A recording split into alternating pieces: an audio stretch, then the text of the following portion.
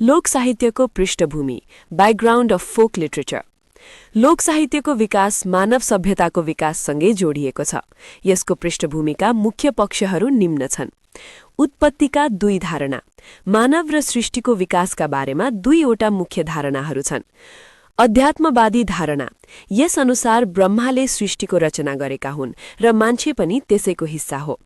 वैज्ञानिक वा विकासवादी धारणा, यस धारणाले मान्छे एक कोशीय जीव अमिबाबाट विकसित हुँदै बाँदर र अन्ततः वर्तमान स्वरूपमा आएको मान्दछ।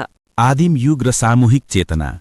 ढुङ्गे युगमा मानिस ओडार र गुफामा बस्दादेखि नै लोक साहित्यको जग बस्न थालेको हो। मानिसले शिकार गर्ने क्रममा आफ्ना अनुभवहरू एक आपसमा साट्न थालेपछि र सामूहिक रूपमा मनोरञ्जन गर्न थालेपछि लोक साहित्यको पृष्ठभूमि निर्माण भयो। प्राकृतिक ध्वनि र वाद्यवादनको विकास।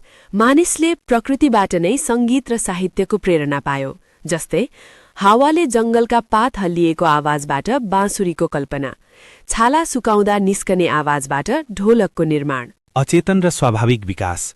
लोक साहित्य कुनै योजनाबद्ध ढङ्गले लेखिएको नभई मानिसको अचेतन अवस्थामा मनोरञ्जन र सामूहिक भावनाका कारण स्वाभाविक रूपमा विकास भएको हो। परम्परा र हस्तान्तरण। लोक साहित्य आदिमकालदेखि नै एउटा पुस्ताबाट अर्को पुस्तामा मौखिक रूपमा हस्तान्तरण हुँदै आएको छ। यो मानिसको आदिम चेतना, संस्कार र जीवनशैलीसँग अभिन्न रूपमा जोडिएको छ। परिभाषाको झलक। लोक साहित्यलाई चिनाउन लोक र साहित्य गरी दुई शब्दको संयोजनका रूपमा व्याख्या गरिएको छ, जहाँ लोकले सामान्य जनता वा सर्वसाधारणलाई बुझाउँछ। आर मेडिटका अनुसार लोक साहित्य एक गतिशील विज्ञान हो। सत्यमोहन जोशी, संस्कृतिविद। सत्यमोहन जोशीका अनुसार लोक साहित्य नेपालीहरूको विशुद्ध लोक संस्कृति र उन्नत कलाको अभिव्यक्ति हो। यसका मुख्य विशेषताहरू हुन्: यसमा आफ्नैपनको शैली हुन्छ। यसले सत्यम, शिवम र सुन्दरम अर्थात् सद्विचार, कल्याणकारी र सुन्दरतालाई व्यक्त गर्दछ। यसमा नेपाली नृत्य, सङ्गीत र कविताको त्रिकोणात्मक सम्बन्ध रहन्छ, जसलाई लोक रङ्गमञ्च भनिन्छ। योगी नरहरिनाथ। योगी नरहरिनाथले लोकहित र व्यवहारलाई जोड दिँदै लोक साहित्यलाई परिभाषित गर्नुभएको छ। लोक व्यवहारमा लोकहितका निम्ति लोक भाषामा प्रस्तुत गरिने साहित्य नै लोक साहित्य हो। यसमा लोक विचारलाई प्रवाहमय शैलीमा प्रस्तुत गरिन्छ। ठाकुर प्रसाद पराजुली। पराजुलीले लोक साहित्यलाई जातीय पहिचान र परम्परासँग जोडेका छन्। लोक साहित्य जातीय सभ्यताको परिचायक हो। यो सुन्ने र भन्ने अर्थात् श्रुति परम्परामा आधारित भएर जीवित रहन्छ। चूडामणि बन्धु। डाक्टर चूडामणि बन्धुले यसको हस्तान्तरण हुने प्रक्रियालाई जोड दिनुभएको छ। समाजमा परम्परादेखि हस्तान्तरण हुँदै आएको अभिव्यक्ति नै लोक साहित्य हो। परम्पराबाट प्राप्त हुने हुनाले यसलाई परम्परागत साहित्य पनि भनिन्छ। यसमा लोकगीत, लोककथा, लोकगाथा र लोकोक्ति जस्ता विविध रूपहरू समावेश हुन्छन्। मोतीलाल पराजुली र जितेन्द्र देवगिरी।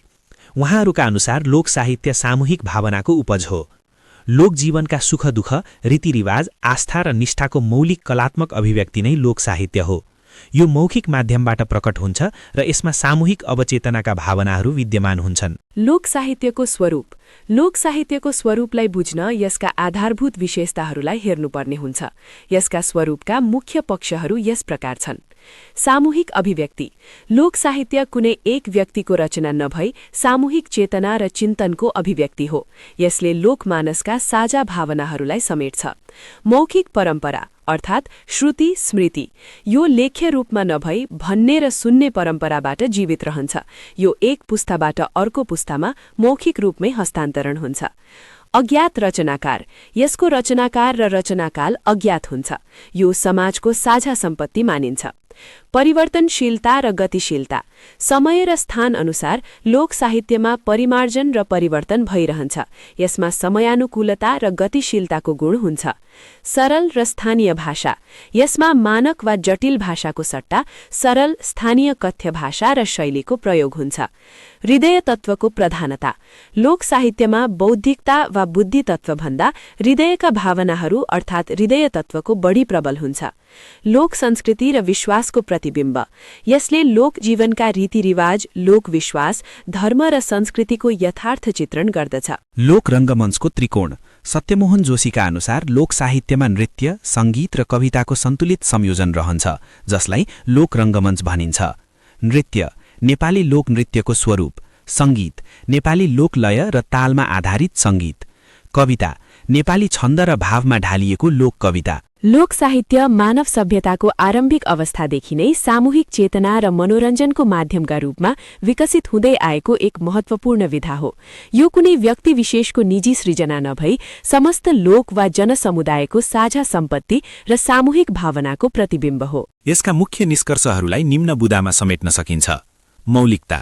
लोक साहित्य श्रुति स्मृति परम्परामा आधारित हुन्छ, जुन पुस्तौं पुस्तादेखि मौखिक रूपमा हस्तान्तरण हुँदै आएको छ।